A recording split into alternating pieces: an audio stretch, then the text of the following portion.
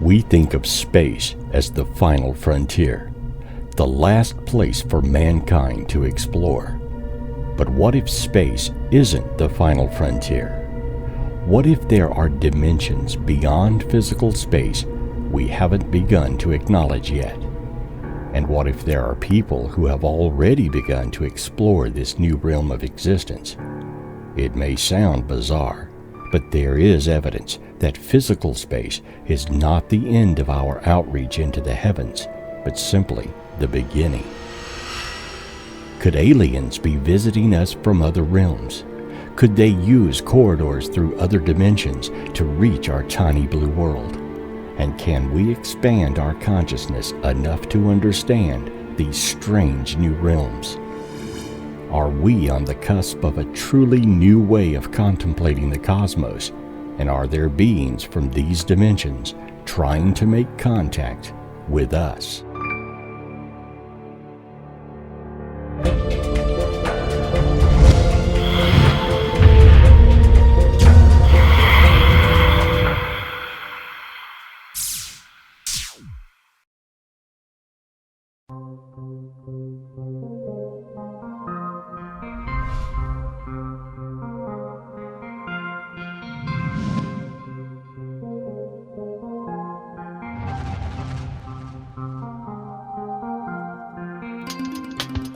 Scientists now agree that there does exist other planes and dimensions beyond the physical universe, though they admit they know virtually nothing about them.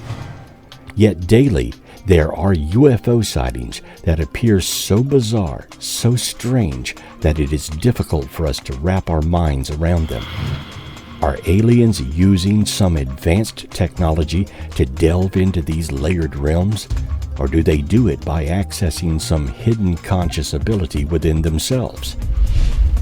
Strange UFO sightings have occurred frequently in modern times, but if we can believe the scratching of ancient man on cave walls, they are nothing new. Throughout the Southwest, bizarre depictions of strange beings and even their craft have been etched on rock for centuries. These petroglyphs appear to show aliens, some tall and larger than life, meeting early man in unusual circumstances.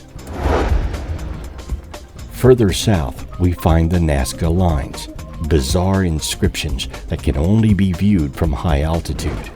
Indeed, throughout the world, there exists a multitude of unusual markings that appear to show extraterrestrial beings making contact with man. Who are these beings, and why are they interested in our Earth? How did they travel the vast distances between planets and even galaxies? If you're one of those people who thinks aliens are only ever seen by lonely farmhands and drunken hillbillies, prepare to be unnerved.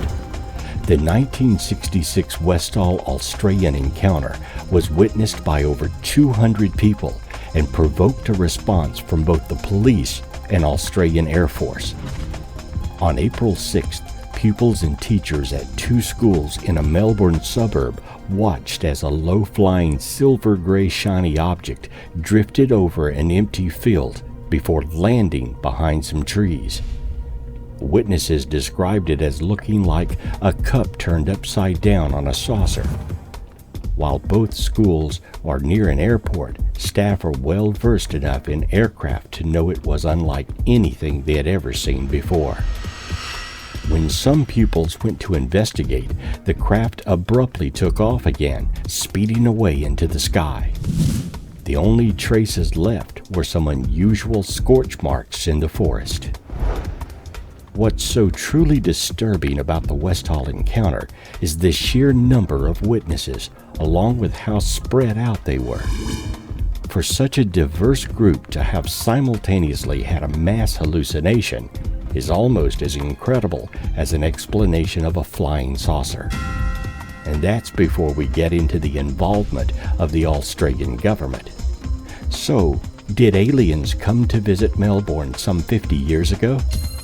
We'll leave it to you to decide.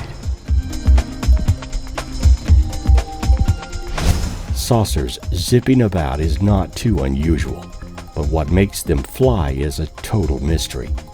Some have speculated they use a type of nuclear propulsion. If so, then this case from 1886 is very intriguing. In October 1886, a family in the Venezuelan town of Maracaibo suffered a strange and hideous fate. During an intense lightning storm, their small hut suddenly became bathed in a dazzling white light. The air outside was reportedly humming, and the inside of the hut filled with a smoky smell. Almost immediately, all 9 family members were overcome by a fit of vomiting, as large lesions erupted on their skin. But the worst was yet to come. After 9 days had passed and the encounter already begun to grow dim in their minds, the family suddenly began to lose their hair. Whole sections of their skin sloughed off, and all 9 became covered in hideous sores. At the same time, the trees around their hut withered and died. The family were taken to a hospital where no more is known of their fate. However, we can hazard a guess. They almost certainly died. The symptoms above are more or less identical to those caused by a massive blast of radiation, described almost 50 years before anyone knew what radiation poisoning was. What caused the death of that Venezuelan family remains unknown, but some flying saucer enthusiasts have claimed that radiation from a spacecraft is the only plausible answer. Whatever the truth, there's no denying that this story is the very definition of an unexplained phenomenon.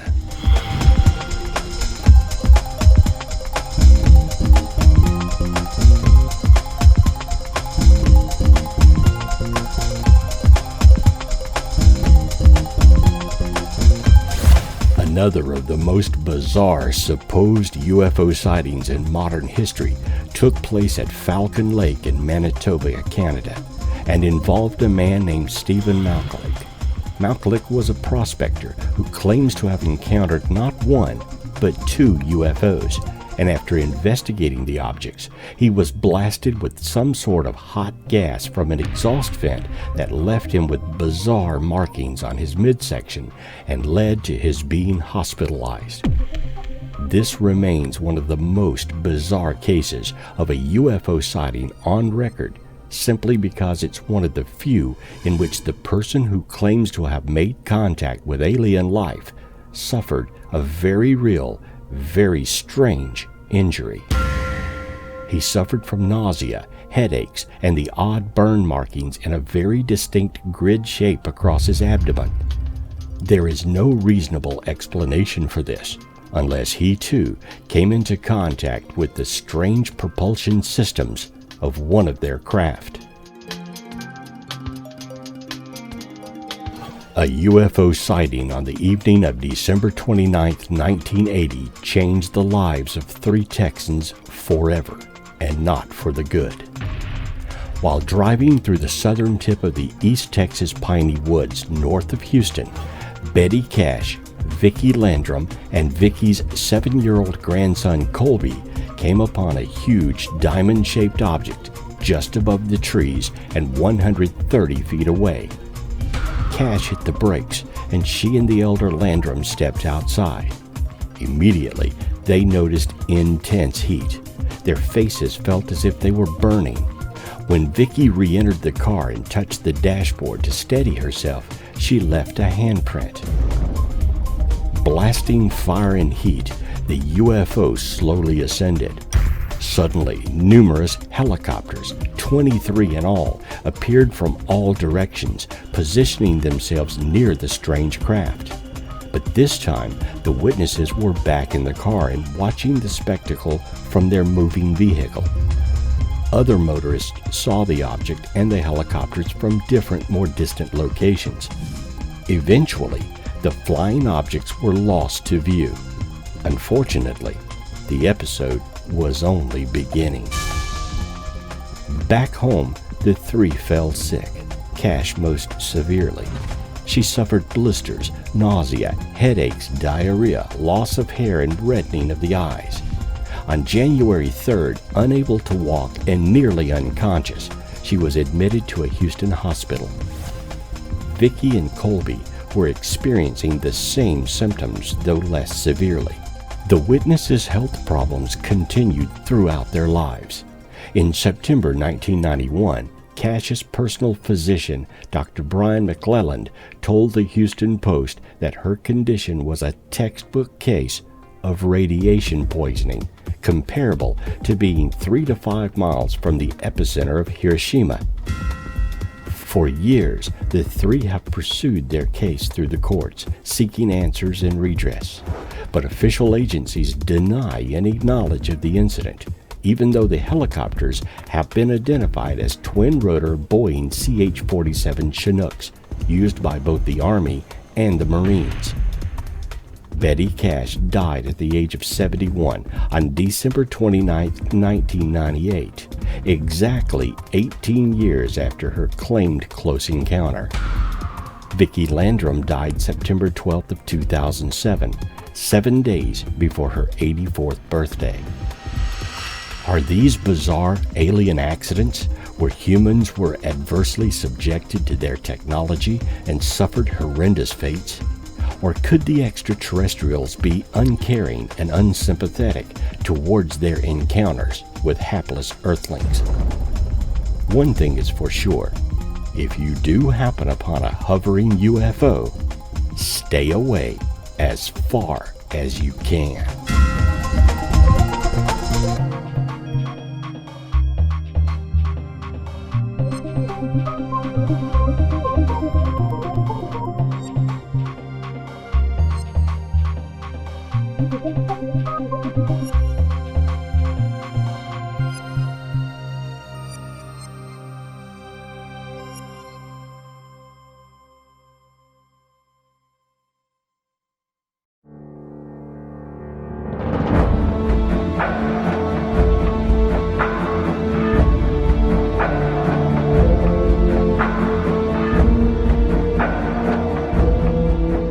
Strange and bizarre UFO cases where humans have been subjected to horrid radiation. Interdimensional alien spacemen from distant worlds or planes of existence too complex to fathom. We do indeed live in a weird, unexplainable world with mysteries around every corner.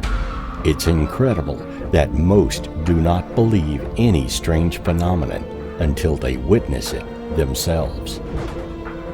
Consider these cases that changed the minds of many when they came to public knowledge.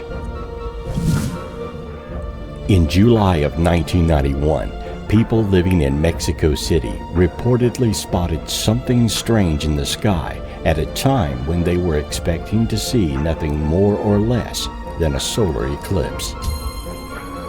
However, they were met with something far more out of the ordinary, with numerous people saying they saw an unidentified flying object, with actual journalists reportedly having captured this bizarre flying object on video when trying to film the eclipse.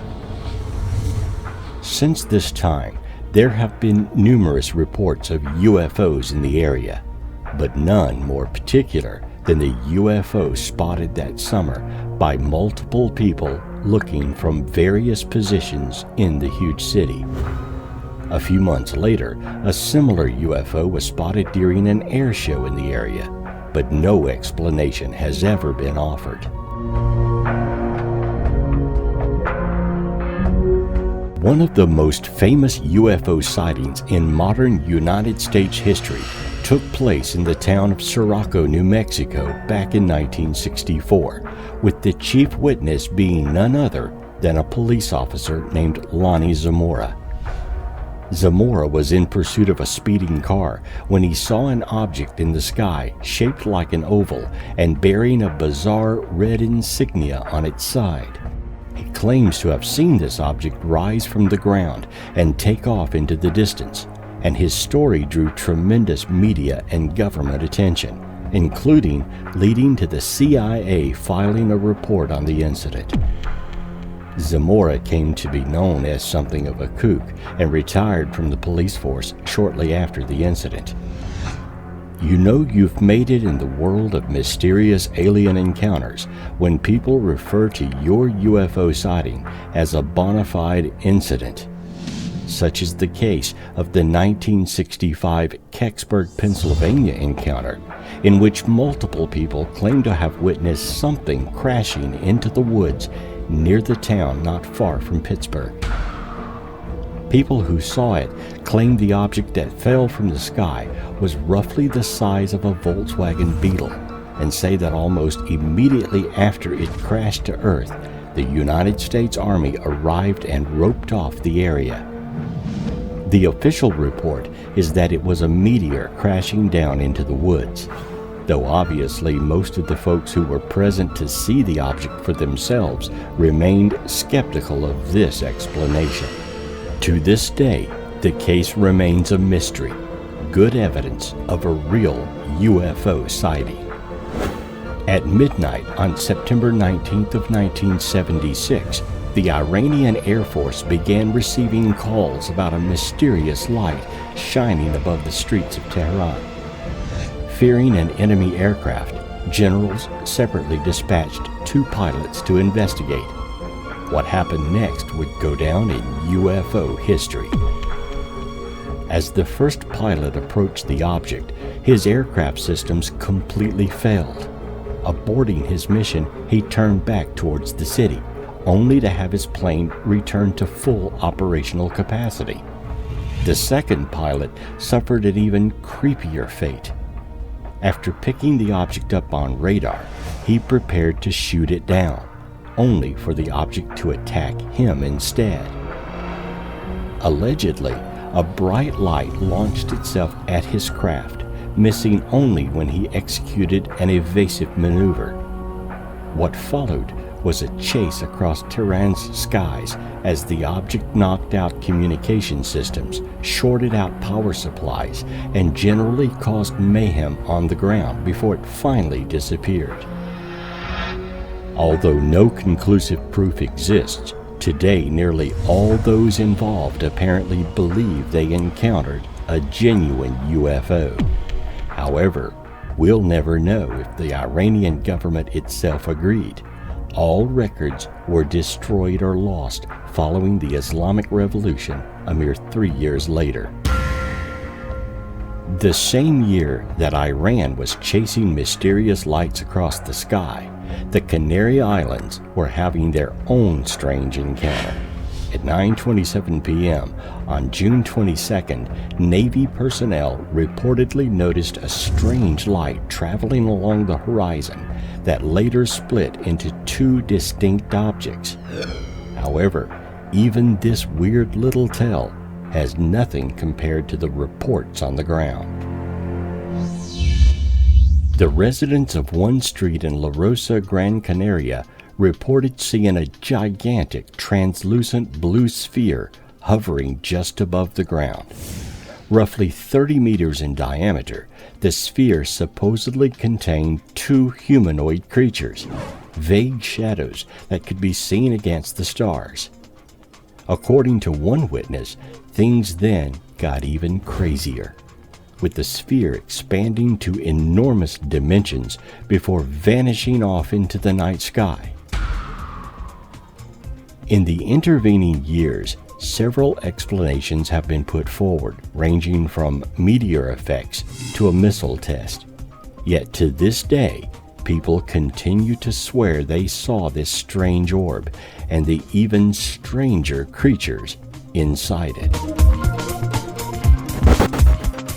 A shape-shifting, vanishing ball of fire streaking over a major population center sounds like something out of a sci-fi movie. But the Kolkata fireball was very real, terrifying the city's 4.5 million residents in 2007. At around 3:30 a.m., the few souls unlucky enough to be awake saw a gigantic object streaking through the Indian sky. A national news report claimed that hundreds saw it pass, with one man even capturing it on his camcorder. According to Indian reports, scientists were completely baffled by the object, which seemed to radiate a halo of colors as it passed overhead. Although most observers assumed it was a meteorite, the object's ability to change shape throws a particularly irksome spanner into that theory, leaving the possibility of an alien visit wide open. UFO reports are often dismissed until high-quality photos or video is produced. One such encounter took place in the 1950s, well before digital effects and photoshopping images. In Oregon, in May of 1950, a farmer named Mr. Trent saw a UFO at his farm outside McMinnville. According to Mr. Trent, his wife Evelyn first spotted the object, a silvery metallic disc. She was outside feeding her rabbits when it appeared in the early evening sky. She called out to her husband, who came outside and watched for a couple of minutes. He then went in and got a camera and took 2 high-resolution pictures before the object sped off to the west. The most striking thing lending credence to the story is the Trent's behavior. They never made any money off the photographs and actually had to be convinced to let them be published by a local reporter. Apparently, they were afraid of getting into trouble with the government. There are disagreements as to the veracity of the photos. The Condon Report, a 1967 study into UFO phenomenon conducted by the University of Colorado, concluded that relative photographic densities of objects in the photos suggest that the object was distant, meaning they were somewhat likely to be genuine. A much more recent examination concluded that the object's geometry was consistent with a small model hanging from a wire, but that wire has never been spotted in either high-resolution photo. And Evelyn and Paul Trent earnestly insisted until their deaths in 1997 and 1998, respectively, that the photos were of an actual UFO.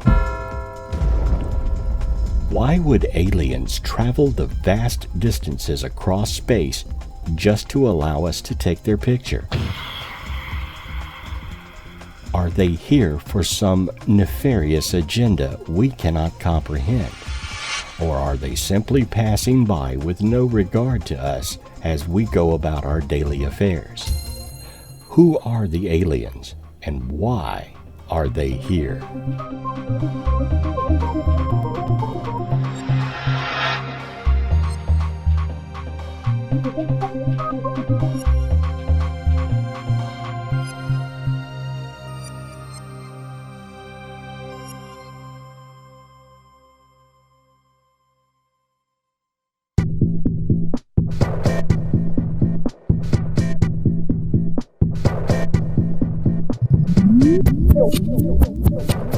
Unusual UFO encounters happen almost daily. Some may be explainable, while others remain a mystery for decades. Recently, there was a sighting that happened across the western United States during 2015. Government officials were quick to call November 8th's alleged UFO sighting as nothing more than a missile test, but not everyone is buying it.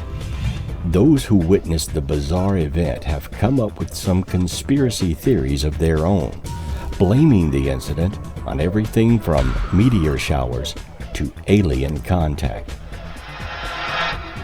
California, Nevada, Arizona residents were left stunned after a strange blue light was seen streaking across the sky. Was it a UFO? A meteor? Well, according to government officials, it was nothing more than a routine submarine missile test. But that hasn't stopped some from coming up with their own rationalizations about the incident. Many were also suspicious over the fact that the government didn't announce the missile test ahead of time, and it was conducted over a densely populated city rather than a deserted desert as is typically the case. Suffice it to say, it stirred the beliefs of many as they watched this odd blue UFO-type light streak skyward. UFO sightings often entice our interest in worlds beyond our own. We marvel at science fiction TV shows and movies that depict life in some faraway galaxy or a journey on a starship headed to where we have never gone. It's part of our unconscious mind to wonder what is beyond our grasp. But one does not have to look towards space to find bizarre mysteries to ponder. Indeed, one may only need to look toward the many wheat fields that dot the landscape around the world. Crop circles have been appearing in grain fields all over the earth during the last few decades. They appear suddenly, usually at night. At first, they were simple circles of bent-over grain stalks. Soon, a new crop of more elaborate designs evolved. Geometric forms reminiscent of profound mathematical theorems. Some cereologists, the people who study crop circles, say that these diagrams must be created by intelligent alien beings from elsewhere. Even though these diagrams must be constructed in a very short time span, the genuine crop circles never show any serious mistakes or blunders of execution. Cereologists see this as evidence that the aliens must be intelligent and much more advanced than we are. There's good evidence that aliens have been defacing the Earth's surface with the geological graffiti for a very long time. The curious lines and drawings on the Nazca Plain in Peru likely have the same cause. The number of crop circles has substantially increased from the 1970s to current times. There has been little scientific study of them.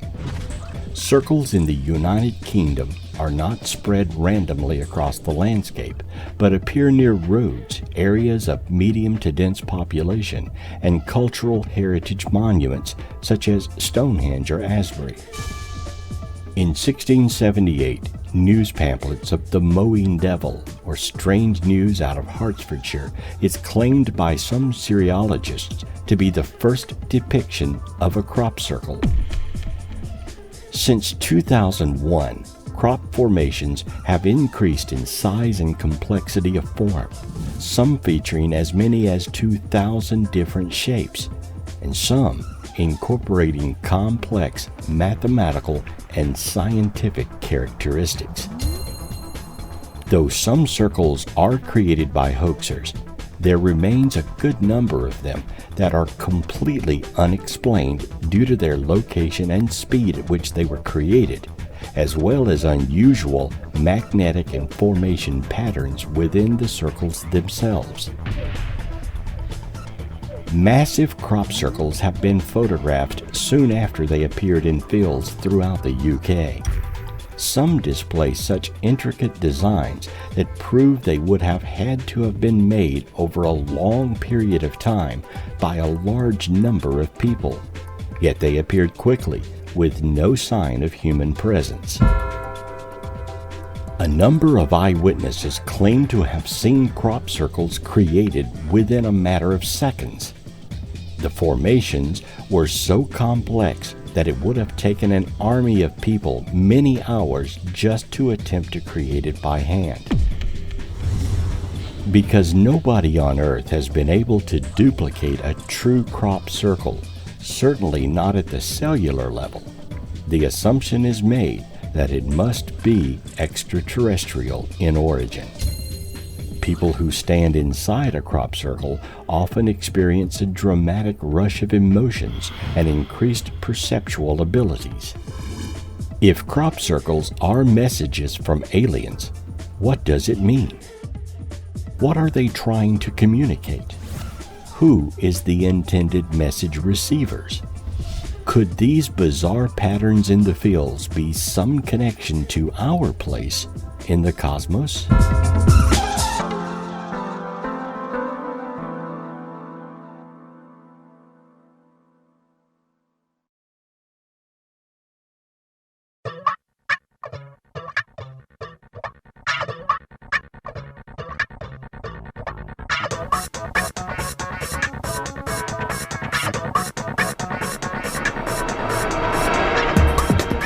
If you think crop circles are bizarre, what would you think of people who claim to have had sex with aliens?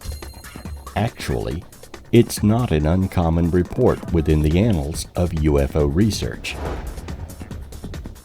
In what is probably China's best-known alien abduction report, farmer Ming Zhagao claims that in 2010 he was visited by a 9-foot-tall humanoid alien with 12 fingers and braided leg hair. He claims he went up into the hills to investigate what looked like a fallen aircraft when he was approached by the alien being. Ming and the alien had sex for 40 minutes while levitating in the air. The being returned that night to tell Ming she would bear his hybrid baby in 60 years. Police say Ming passed a lie detector test. In his book, Hair of the Alien, Peter Corey claims to have had 2 alien abduction experiences. The primary encounter involved 2 naked Nordic-like aliens who telepathically and sexually assaulted Peter. He went public with physical evidence of the encounter, claiming to have a blonde hair strand from one of the aliens. What followed was the world's first DNA analysis of a biological sample from an alleged alien abduction experience. As would be expected, the results of this DNA analysis have been hotly debated. Psychic Stephanie Fake Cohen claims to have had out-of-this-world sex with octopus-looking aliens and cat people. Interestingly, or perhaps disturbingly is the right word, of this cat imagery appears in her abduction experience. In another alien abduction story, UK laborer counselor Simon Parks claimed he had regular intercourse with an alien he referred to as the Cat Queen.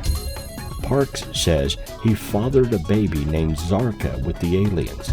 Parks also says that he himself is the son of an 8-foot-tall mother alien who had 8 fingers. Antonio Villas-Boas' UFO experience was one of the first reported examples of alien abduction. Antonio was a Brazilian farmer working in a field late at night on October the 16th of 1957 to avoid the scorching heat of working during the day. He claimed that as he plowed a field, he spotted a red star in the sky. This light slowly moved closer until he discerned that it was in fact a circular or egg-shaped UFO with a red light on its front. The craft landed in the field Antonio was working in. The farmer tried to make a run for it, but was captured and taken inside the UFO by a tall humanoid wearing gray coveralls and a helmet. He was taken into a room, had his clothes removed, and then he was joined by a very attractive female with white hair but bright red pubic hair. Despite his capture and his strange environment, he felt strongly for the female humanoid as she was naked, and Antonio was instantly attracted to her. Without speaking or kissing, they had sex, during which she growled like a dog. After the acts were over, the woman made gestures that Antonio took to mean that the act of sex was for the expressed desire to create a child. He was then given his clothes back and escorted off the craft. Antonio became a successful lawyer and always told the same account. Long before Patrick Swayze and Demi Moore summoned the spirit in Ghosts, stories of the succubus a female spirit or demon who seduces a human male, and incubus, a male spirit or demon who seduces a human female, have held a place in folklore and mythology. But are there real supernatural or alien entities who engage in sexual activity with humans? Are there succubi who feed on the human life force via sex? Thousands of people claim to have bumped uglies with demons and ghosts, but is there anything more to this other than deviations on sleep paralysis, drugs, psychiatric issues, and an overactive unconscious? There are many incarnations of these beings in different cultures. The Popobawa, a manhunter of Zanzibar, an insecure dwarf in El Traco, a Hungarian demon called Lotkrik. Stories of the succubus and incubus had special incarnations in ancient Egypt, Nigeria, and India too. Later, different nations accumulated tales, and each named their own succubi. Incubi are said to impregnate mortal women, who then birth rapists into the world. This is a claim that spans the globe, remarkably often in cultures in which premarital sex is heavily frowned upon. The movie The Entity is actually based on the true story of Doris Blyther, who lived in the haunted 11547 Braddock Drive residence in Culver City, California. Blyther, who was abused as a child, claimed she was visited by ghosts who sexually assaulted her. Her children also saw the ghosts, who appeared as Asian men and called one of them Mr. Who's It. The only evidence to back up Blyther's story were bruises on her inner thighs and testimony by her children, who claimed to have seen their mom being tossed around the room. A paranormal investigation team actually went to the home and claims to have experienced a powerful poltergeist that involved orbs, green mist, and musculature. It was so intense that one investigator actually passed out. None of the high-speed cameras were able to capture anything other than an arc of eerie light. Could aliens and ghosts enter our realm from the same place? Are beings from other dimensions or supernatural planes visiting us here in the physical universe? Strange tales of bizarre encounters abound in our culture. Perhaps these visits are not as unusual as we think.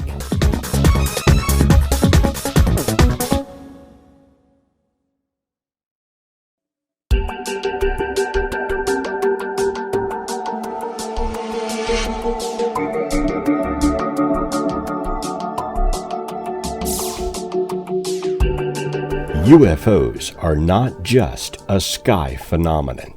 They're often seen landing with their pilots emerging to examine the area. Such a case occurred on the 14th of September in 1994. A UFO streaked across the sky over southern Africa. 2 days later, something landed in a schoolyard in Ruwa, Zimbabwe, with 3 or 4 beings beside it, according to journalist Cynthia Hind. This was witnessed by 62 school children who had little or no exposure to TV or popular press accounts of UFOs. Cynthia Hind interviewed them the day after the encounter and had them draw pictures of what they had seen. They saw 3 silver balls in the sky over the school. These disappeared with a flash of light and then reappeared elsewhere. This happened 3 times, and then they started to move down towards the school, with one of them landing or hovering over a section of rough ground made up of trees, thorn bushes, and some brown-gray cut grass with bamboo shoots sticking up out of the ground. After the craft flew away, the children all drew consistent pictures of the UFO and its strange occupants. One might dismiss the excited tale of a group of school children, But what happens when an astronaut and test pilot observes a landed UFO in broad daylight? It was 1957. Gordon Cooper was one of an elite band of test pilots at Edwards Air Force Base in California, in charge of several advanced projects, including the installation of a precision landing system. He would later become one of the most famous astronauts. He had a camera crew filming the installation when they spotted a saucer. They filmed it as it flew overhead, then hovered, extended 3 legs as landing gear, and slowly came down to land on a dry lake bed. The film crew were all professional cameramen, so the picture quality was very good. The camera crew managed to get within 20 or 30 yards of the UFO, filming continuously. It was a classic saucer, shiny silver and smooth, about 30 feet across. It was clear this was an alien craft. As they approached closer, it took off. When his camera crew handed over the film, Cooper followed standard procedure and contacted Washington to report the UFO. A high-ranking officer ordered Cooper, when the film was developed, to put it in a pouch and send it to Washington. Cooper watched the film, and the craft was clearly visible in the footage. When the Air Force later started Operation Blue Book to collate UFO evidence and reports, Cooper says he mentioned the film evidence. The film was never found. Project Blue Book and the government had covered up the whole incident. Why has the government kept its UFO secrets for so many years? Why cover up the most extraordinary evidence of a landed UFO from the public? A very credible UFO encounter occurred in the small town of Delphos, Kansas in 1971. This case has never been debunked and is still considered as one of the very best physical trace cases involving a UFO landing. 16-year-old Ron Johnson, along with his dog Snowball, was tending the family sheep when his attention was suddenly drawn to a mushroom-shaped UFO appearing in the night sky. The flying object, metallic with multicolored lights, was hovering approximately 75 feet away from Ron among some trees. Johnson estimated the craft was only a few feet above the ground. He estimated the craft's diameter at 6 to 8 feet. Ron described the craft as making a loud sound, like an old washing machine which vibrates. The glow of the object's bottom increased as it began to rise into the sky. He ran back to the family house to alert his mother and father. The bright glowing object was now even higher in the sky. Ron's parents came running around the side of the house to get a glimpse of the unusual phenomenon.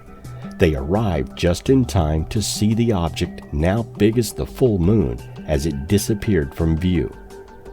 The 3 Johnsons were shocked to see a glowing ring on the ground, right below where the craft had hovered. There was also a glowing material on some of the trees nearby.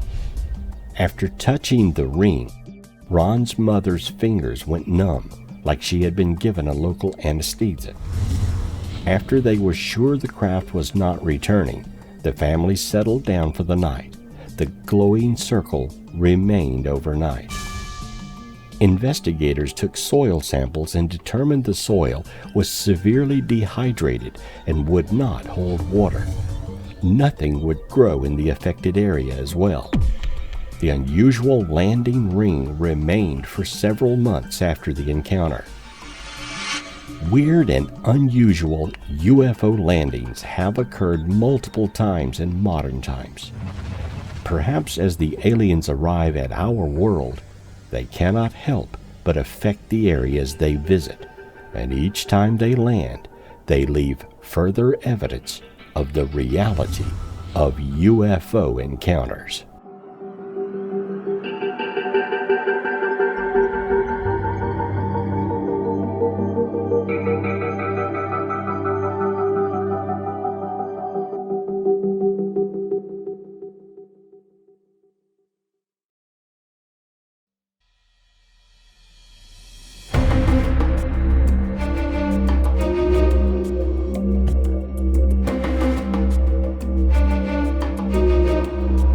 It's one thing when one or two people observe a UFO, but when hundreds, even thousands of people witness UFOs, it's hard to ignore. Multiple mass UFO sightings throughout history have given pause to more than a few skeptics. They occur more frequently than you might imagine. On November 2nd in 1957, a fiery object was seen over Texas. At about 11 p.m. that evening in the town of Levelland, Texas, police received 15 frantic phone calls from local residents about a mysterious object in the sky. In an Associated Press account, one of the witnesses, a 30-year-old farm worker and Korean War veteran, described the object as a flash of light flying overhead with a rush of wind, and said that it had apparently caused the lights and engine of his truck to go dead. Other witnesses described the craft as blue and green and egg-shaped, and said that it abruptly morphed into a fireball before rising straight up and disappearing.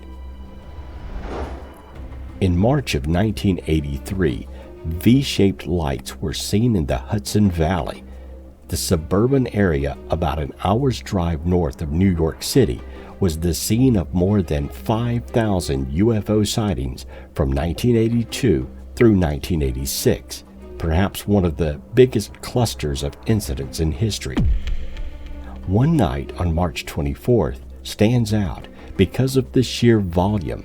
More than 300 residents called a local UFO organization's hotline that night, reporting that they had seen large V-shaped array of lights that moved slowly and almost silently through the sky. Some witnesses got close enough to say that the craft was big enough to be a flying city. Hunt Middleton, a local resident who had just stepped off a bus from New York City at 7:30 p.m., described a row of 6 or 7 extremely bright lights. He said they were all blinking on and off and were red, blue, green, and white. He knew it was not any type of conventional aircraft because the lights were stationary. Middleton said that he watched the object for 5 minutes before going inside his house to get his family to come out and see it. By then, it was gone. On the night of March 13, 1997, the Phoenix Lights made history. On that evening, thousands of people in Nevada and Arizona reportedly saw what many described as an immense V-shaped object outlined by 7 lights. Others, however, reported seeing orbs and triangles in the sky as well. Police departments in Phoenix, Tempe, Glendale, and other Arizona cities were jammed with calls from residents. One witness, a man in his 30s named Dana Valentine, said that he and his father both watched as the lights passed 500 feet directly above them. He could see the outline of a mass behind the lights, but couldn't actually see the mass. It was more like a gray distortion of the night sky, wavy, he said. He didn't know exactly what it was, but he knew it was not a technology the public had ever heard of before. The military later claimed that National Guard pilots had released flares while on a training run, but not everyone accepted that explanation. No one accepted the flare explanation because they all said it didn't look like flares. The large UFO was even witnessed by the governor of Arizona. Then, on July 14th of 2001, a UFO on the New Jersey Turnpike was seen. Multiple witnesses, including a local off-duty police officer, watched in wonder as an array of yellow lights flew in formation in the suburban New Jersey area near New York City late in the evening and into the early morning of the following day. A short time later, at around 12:30 a.m., another witness, a police officer, Lieutenant Dan Tarrant, reportedly received a call at home from his 19-year-old daughter, who was out with friends and had seen strange lights in the sky. Tarrant told the Record and ABC News that he then stepped outside to take a look. As Tarrant subsequently told ABC News what he saw, he was astounded. 16 golden orange-colored lights, several in a V-shaped formation. Others were scattered around the V. Tarrant told the Record, a local newspaper, that the mysterious lights flashed across the sky for about 10 minutes, then faded one by one into the darkness. Texas was livid with reports on January the 8th of 2008. The Stephenville lights made worldwide news. In the evening, about 40 local residents, including a local amateur civilian pilot and a police officer, witnessed a UFO that hovered over the farming community for about 5 minutes before streaking away into the night sky. Police officer Leroy Gayton told National Public Radio that he was walking to his car when he saw a luminous object that reminded him of pictures of erupting volcanoes suspended 3,000 feet in the air. Another witness estimated that the UFO was a half-mile wide, a mile long, and bigger than a Walmart. Going back in time, on June the 1st of 1853, several luminous objects were seen hovering over the Tennessee College campus. The sun rose over the campus of Burritt College. Numerous students, who apparently were early risers in those days, were startled to see 2 luminous objects in the sky. According to a professor, A.C. Carnes, who reported the incident in a letter to Scientific American, the first had the appearance of a small new moon, while the others resembled a large star. The small object then vanished, while the bigger one changed shape. First it was a globe, then into an elongated shape parallel with the horizon. The smaller light then became visible again and increased rapidly in size, while the other object shrank. The 2 objects continued fluctuating in a familiar fashion for the next 30 minutes. The students asked for an explanation, but neither the president nor professors were satisfied to the character of the lights. While the professors speculated that the occurrence might have been caused somehow by atmospheric moisture, the incident remains a mystery. Perhaps one of the largest and most publicized encounters took place back on February 25th of 1942. It's been called the Battle of Los Angeles because American troops tried to shoot down a UFO in full view of the public. In the early morning hours, radar operators spotted an unidentified object 120 miles west of Los Angeles and watched anxiously as it zoomed to within a few miles of the Southern California coast, and then, inexplicably, vanished from their screens. Sometime after that, an artillery officer along the coast reported what he described as 25 aircraft flying at 25,000 feet, and a few minutes later, other observers saw a balloon-like object carrying what appeared to be flares over nearby Santa Monica. Then, anti-aircraft batteries spotted what witnesses later described as a swarm of objects flying at various altitudes at speeds of up to 200 miles per hour. Fearing that the city was under attack by the Japanese, they fired 1,400 rounds of ammunition at the bogies. But apparently, none of them hit anything, because no wreckage subsequently was found.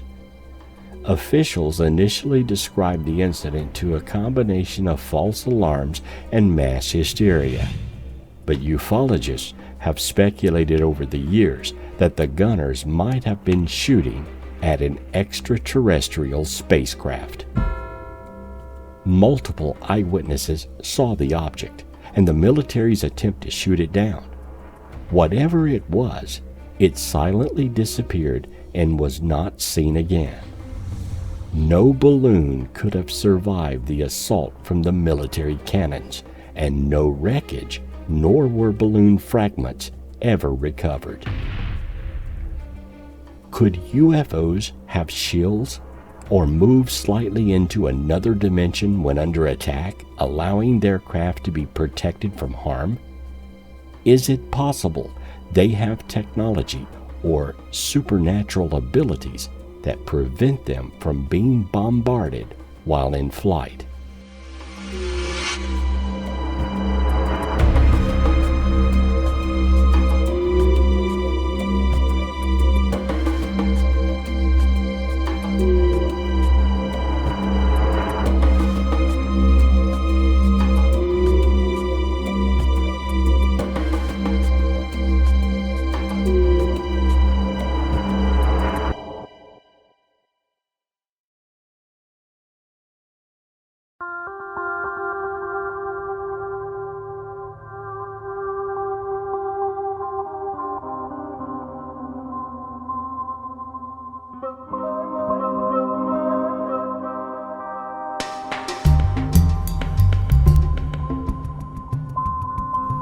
UFOs are seen in space and in the air all around the globe, but the sky is not the only home for them.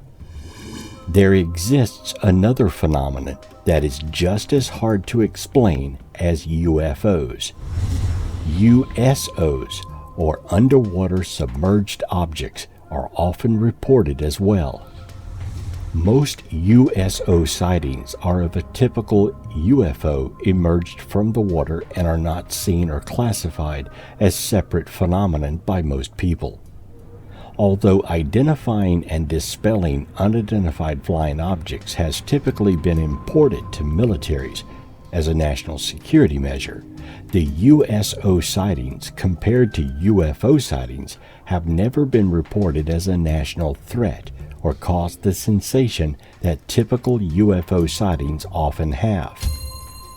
Ranging in size and shape, the most common USO sightings are of disc-shaped or cylindrical-shaped objects.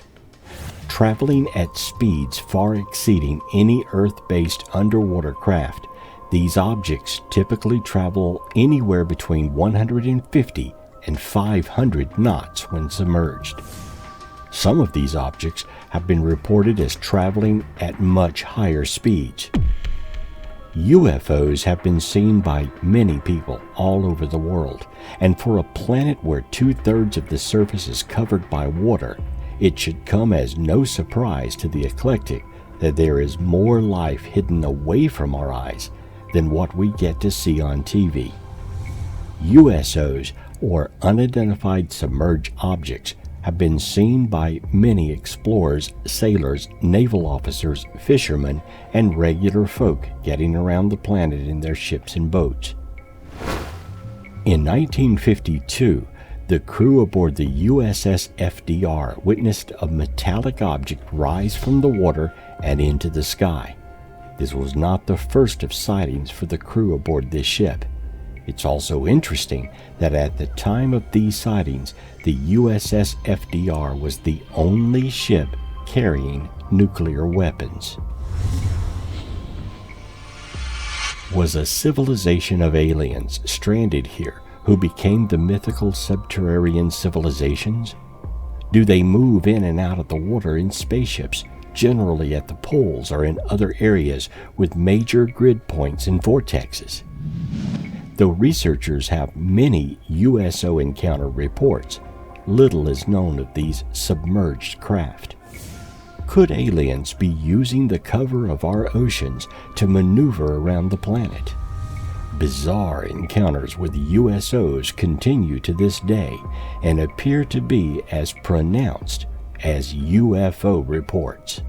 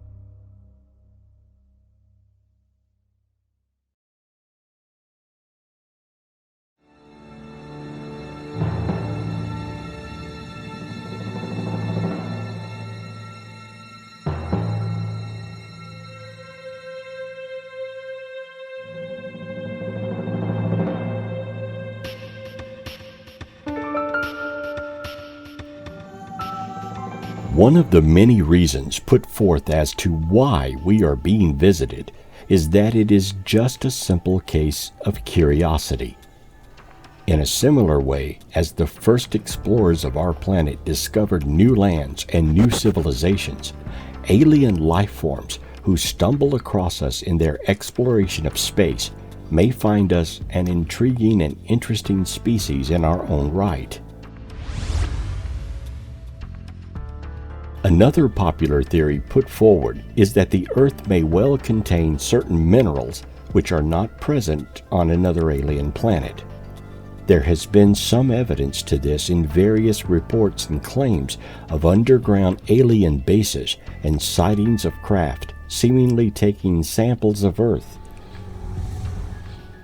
One strong theme to emerge from many of the abduction and contact details is one of kindness and protection. Many abduction victims claim to have been shown mental images of the destruction of Earth through neglect and war. These images have been remarkably similar across a broad spectrum of abduction witnesses, when basically confirming the same images of death and destruction.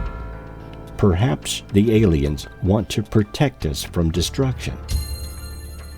One of the more recent theories is that the aliens are using the human race to conduct some form of genetic experiment.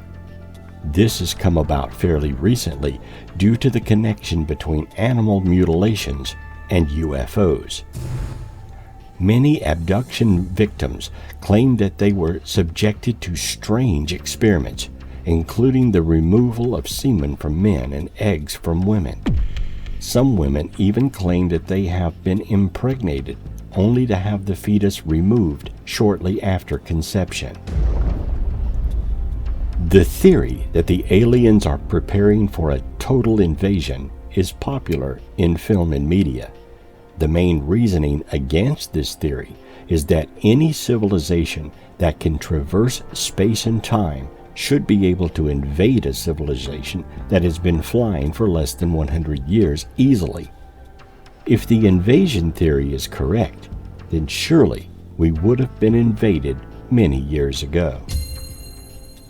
No matter what their agenda is, aliens apparently are here, and strange reports of their presence emerge yearly.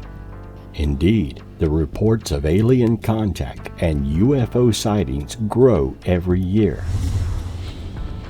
We may not know why bizarre UFO and alien encounters occur, but we do know that there appears to be no end in sight.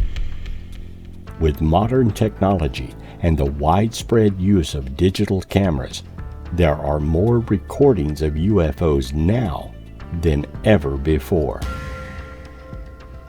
Perhaps sometime soon, an encounter will occur and be documented so readily that no one and no government can ignore it. If so, then on that day, we may finally know the answer of why disturbing alien encounters are happening.